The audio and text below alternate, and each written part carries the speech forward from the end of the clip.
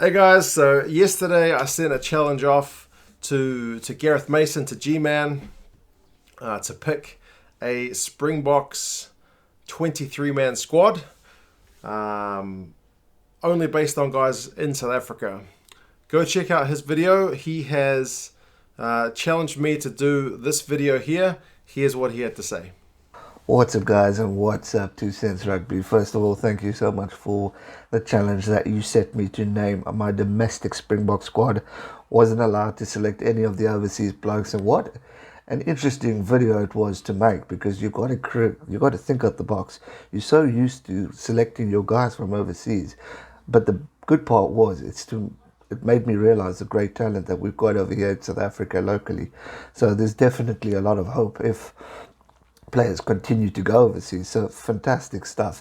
As you said, no rugby for us to watch, and for us as content creators, it's the hardest time to create content when there's no rugby on. But we're still going, we're still fighting strong. So shout out to you for your commitment, and also phenomenal idea on this. Right, challenge back to you. I want you to name an All Black squad, 23 men, but not in New Zealand. I want you to name an overseas All Black squad. All the blokes that are currently overseas who are not allowed to play for the All Blacks, I want you to pick a 23-man squad. It's definitely going to be an eye-opener for you, because it was for me, seeing how much talent you got overseas. And the question is, which team would win? South Africa domestic or All Blacks overseas? You still got Darren Carter there, so you've got a good one. But have fun, go select your team, and let's see what you come out with, because I think you could pick a mean selection there. Thanks so much for the idea, and I look forward to working with you again in the future. Stay safe and never give up. Cheers. So as G-Man suggested, it's time to pick an overseas All Blacks 23. I've been scouring the Pro 14, the Top 14, the Premiership, a bit of Japan, even had a wee look at the MLR.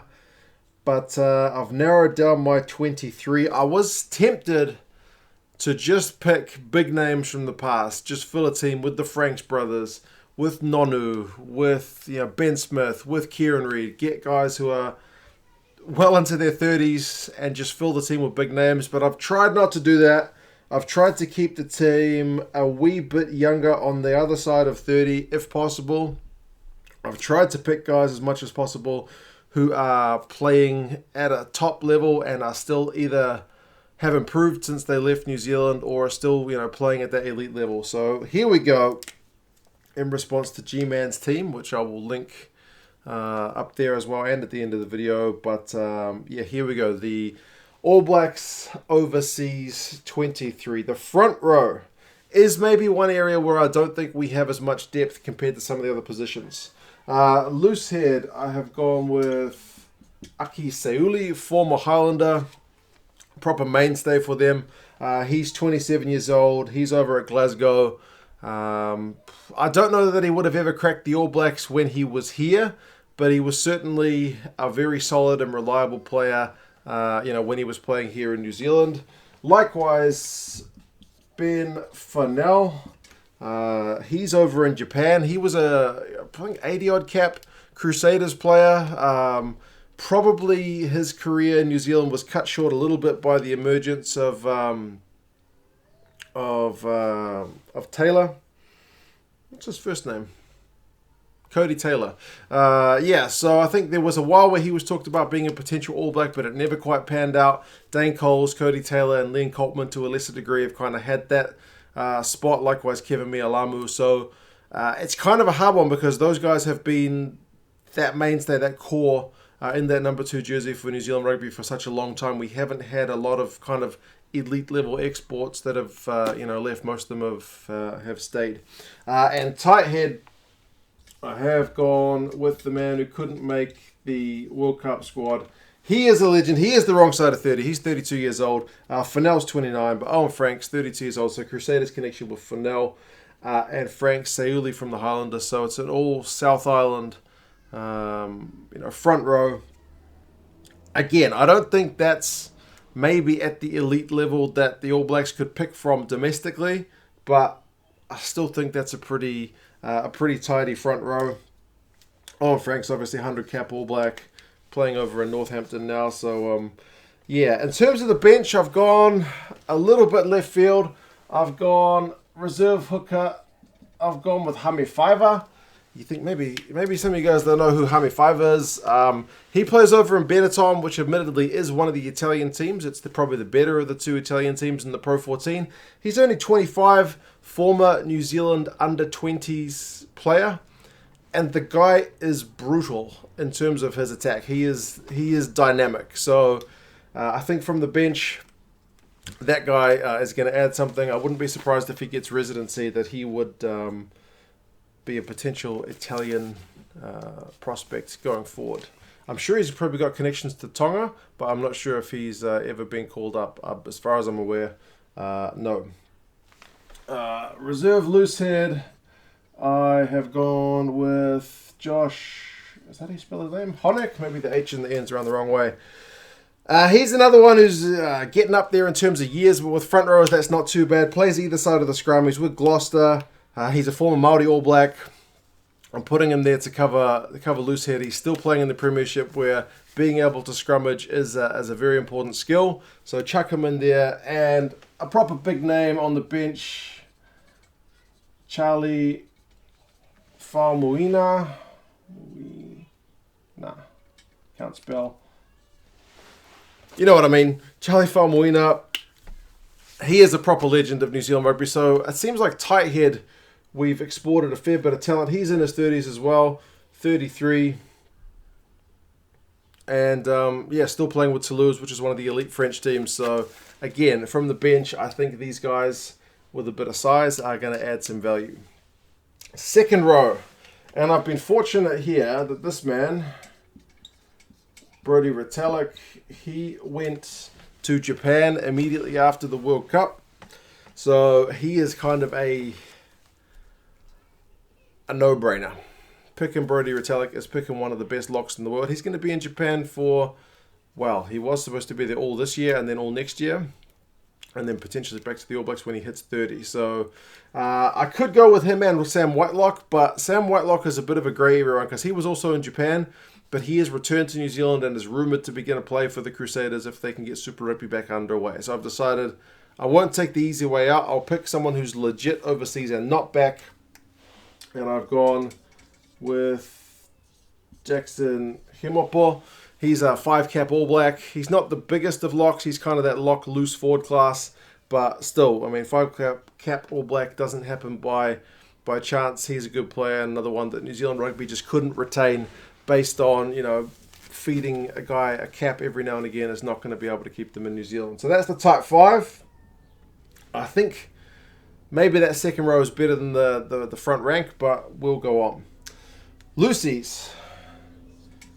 I've gone with former Bluesman Stephen Luatua, another man who kind of fills in that lock loose forward, so maybe it's good that both these guys can operate at line-out time. He's 29, plays at Bristol's, had a pretty useful career over in Europe since leaving New Zealand. Arguably one guy who's gotten a bit better. His All Blacks career probably could have been a bit longer, but again, it's been hard for some of those guys to cement that spot. He was one of the guys that fell into that category. I've also gone with, at number 7, I've gone with Matt Todd. Yeah, he was in the shadow of Richie McCaw. I think if he plays in any other country, he gets a lot more caps than he does. Not the most dynamic in terms of his attack work with the ball, but in terms of pilfering, top-notch, tackling, top-notch, and his game with ball in hand in terms of his like passing and offloading got a lot better throughout the years. So Matt Todd in there at 7. And this guy is a bit of a versatile one. But from what I've seen of him playing with Leicester, unlucky, man. This guy could have had, again, a proper All Blacks career, got called up, got injured. Jordan Taufua, he is an absolute dynamic beast of a player. Very, very hard ball runner, very hard tackler, so adds a bit of X factor to that back row as well. So those are the forwards.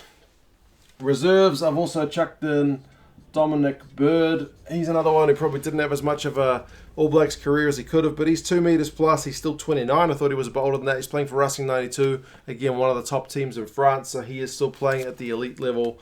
And I've also gone with, this guy could have started, to be fair, but I've gone with Liam Squire. If you chuck him in, as long as he's happy to play, he is going to do a job. 29, as I said, been playing in Japan. Kind of ummed and ahed about playing for the All Blacks at the World Cup, but wanted to get himself right.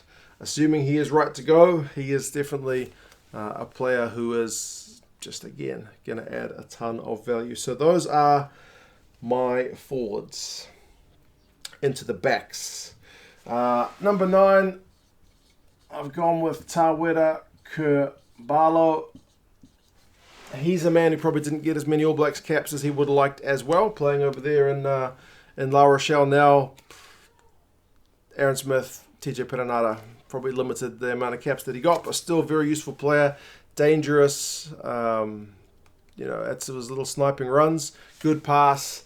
A bit annoying that he's one of those guys who loved, from what I remember about him playing here, loved to milk slow runners offside. Used to love milking that one. Used to grind my gears a wee bit. But in terms of his quality, I'm not going to argue. He's, I think he's 29, so again, still young enough to keep playing. I have picked the old boy here. I have put Dan Carter there. Now he's 38, so that's truly getting on. From what I've seen of him in France and Japan, he still seems to be, playing at a pretty darn good level. What's that saying about class is permanent, form is temporary? I know he's getting on, but I still reckon in a team which has got a bit of youth, or at least not all boys around him, I think they can kind of help him out. He's got the brains to not have to need the pace. And I think I've picked guys around him that can kind of help him out if he needs that support. But Dan Carter in there, 38, oldest guy in the paddock. In terms of reserves, he's got a double-barreled surname, I'm not going to have room. Jamison Gibson Park, who's playing over at Leinster, good lord. Another guy who I think's probably improved a bit since his time overseas. When I've seen him playing for Leinster, he's just looked class. I know in the European games they kind of have to rotate which guys they pick because they can't pick all the non kind of homegrown players. But he still sometimes gets selected, which kind of speaks to his class with some of the guys he keeps out the squad. And I've gone with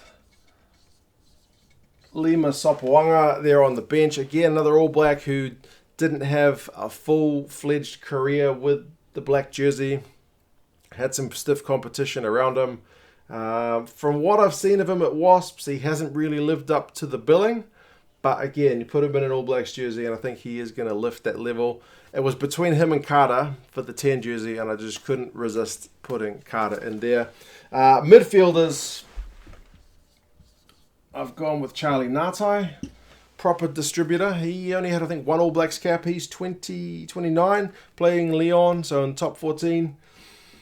Good distributor, good ball runner. He can play fullback as well. He's got a mean boot on him, so he's another guy, if not for concussion, would have had a lot more All Blacks caps than he ended up getting. And I've gone with Malakai Fekitoa there at outside centre. I think he's a guy a bit criticised sometimes for not passing, being a little bit selfish, but very dynamic again, quick, got some proper gas. I think he got better. I haven't seen as much of him as I would have liked since he left New Zealand, but in terms of his time at the Highlanders and with the All Blacks, he managed to get into an All Blacks team which had some pretty stiff competition around him, in that midfield. So, Fekitoa is there at 13. Outside backs. I have pinched James Lowe from Leinster before the Irish can cap him. He is absolute class. I think he was probably my first name on the team sheet. How that guy didn't get an All Blacks cap, again, just speaks to the volumes of depth that we've had in that left wing. I could have picked Julian Savia based on his name, but I think based on form, you have to take James Lowe. James Lowe. I saw him once at a club rugby game when he was injured. He was injured when playing for the Chiefs. He was in like a moon boot or something. I went to a club rugby game with my old man. So the guy's clearly into his rugby. Even when he's injured, can't play, he's at a club rugby game watching rugby. So yeah, proper rugby man.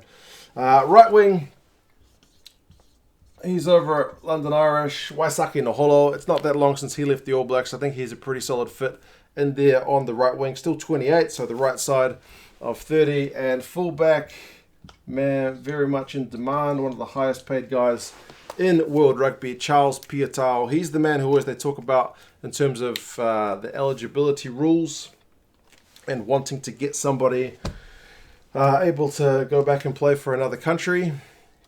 Well, at fullback, I think he's pretty devastating. He is still world class. Again, there's a few guys on this list who were well shortchanged on their All Blacks caps. Some guys didn't even get capped, but yeah, again, it speaks to the depth that there is. Last guy on the bench, I've gone with Malani Nanai. He had a phenomenal last season. For the Blues. He's over at Worcester. Flexible, plays fullback, plays wing as well. I can chuck Piutau into the midfield if needs be. James Lowe can also cover fullback. So, yeah, that's the Overseas 23. Thank you, G-Man, for the challenge. It was kind of a fitting one for you to go domestic Springboks and me to go Overseas All Blacks. How would these teams match up? I like my backs pretty well. I definitely like my loosies. The front row, I think you have to give it to those domestic based Springboks, but I will leave it to the people to feed us a bit more information there as well on what they think. But yeah, that was certainly a fun one. There's certainly I had a bunch of other guys. George Moala, Ihaya West was probably not going to make it really. Who else did I have? Tumanga Allen, Augustine Pulu, Matt Proctor, Ma'anonu, like I mentioned, Frank Halai, Buckman, Faddis, Slade, Dixon. There's a bunch of guys I could have picked, man, but these are the ones I've gone with. As I said, I tried to keep the age down a bit, and with a bunch of guys who either got better overseas, didn't get as many All Blacks caps as we would have liked, maybe didn't quite hit their full potential in New Zealand, or a few kind of legends who ended up leaving, and we'll just call them back for one last dance. But yep, thanks again, G-Man. If you guys haven't checked out G-Man's channel, I'll put a link here in the video, in the description.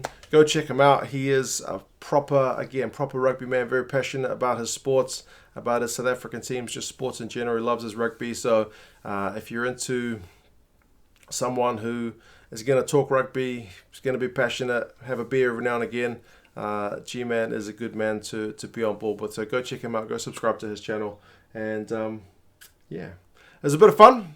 You guys let me know your thoughts on this one and on G-Man's team. Head over to his video, check out his Springboks 23 as well, from all the domestically based guys. So no Colby, no Pollard, all that kind of good stuff. And yeah, I'll talk to you guys again soon. See you later.